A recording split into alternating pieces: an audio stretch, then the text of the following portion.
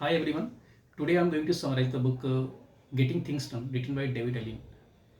It's a very good book. इस book में author ने टाइम मैनेजमेंट और प्रोडक्टिविटी पे फोकस किया है. उन्होंने ये बताया है कि आपका जो माइंड होता है, mind is not a storage place. उन्होंने काफ़ी अच्छा एग्जाम्पल दिया है इसमें.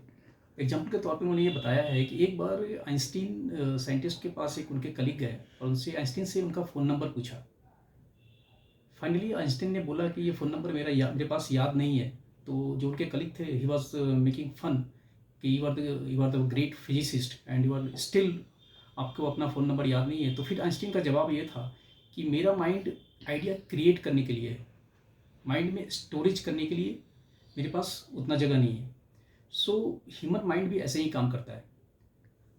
हमारे पास सुबह से शाम तक बहुत सारे सोशल रिस्पॉन्सिबिलिटी होते हैं, फैमिली रिस्पॉन्सिबिलिटी होती है, फिनेंशियल रिस्पॉन्सिबिलिटी होती है. तो हर रिस्पॉन्सिबिलिटीज़ आपको अपनी तरफ खींचता है. तो आपके पास माइंड से बहुत सारी चीज़ें चलती रहती हैं. तो अपने माइंड में आप बहुत सारी चीज़ों को स्टोर ना करें, उसको उसमें आइडिया क्रिएट होने के लिए जगह छोड़ें. सेकेंड पॉइंट उन्होंने बोला है पावर ऑफ इंगेजमेंट. आप जो भी काम करते हैं उस काम में आपका इंगेजमेंट होना चाहिए. एग्जाम्पल के तौर पर उन्होंने बताया है कि मान लीजिए किसी लेक में, किसी रिवर में अगर एक पत्थर डालते हैं तो एक सर्टेन टाइम तक एक स्प्लैशिंग होती है. फिर उस रिवर में स्प्लैशिंग होने के बाद फिर वो शांत हो जाता है. इसी तरह ह्यूमन ब्रेन काम करता है, ह्यूमन माइंड. आप जो भी काम आपके सामने हो रहा हो उस पर इंगेजमेंट आपका 100% होना चाहिए. थर्ड पॉइंट उन्होंने बताया है फोकस. इंगेजमेंट के साथ साथ फोकस होना चाहिए. एग्जाम्पल पे उन्होंने बताया है कि मान लीजिए आप कुछ भी अपना वर्क कर रहे हैं, वर्क करने के पीरियड में आपके मान लीजिए सोशल साइट्स हैं, आपके ईमेल हैं, वो पॉपअप करते हैं, आप उस लिंक पे चले जाते हैं. जब उस लिंक पे चले जाते हैं तो फिर उस लिंक से एक अनदर साइट्स ओपन होता है. इससे क्या होता है कि आपका मेजर जो प्रोजेक्ट होता है वो आपका हैम्पर करता है. सो अपनी प्रोडक्टिविटी बढ़ाने के लिए आपको अपने माइंड के उस पोर्शन पे काम करना पड़ेगा जिसमें फोकस आपका किसी भी काम के प्रति बहुत ज़्यादा हो. इसके लिए ऑथर ने एक काफ़ी अच्छा एक सिस्टम जनरेट किया है जिसको उन्होंने बोला है GTD system, getting things done system. GTD system में उन्होंने 5 प्रोसेस बताए हैं. फर्स्ट प्रोसेस में उन्होंने ये बताया है कि कलेक्ट.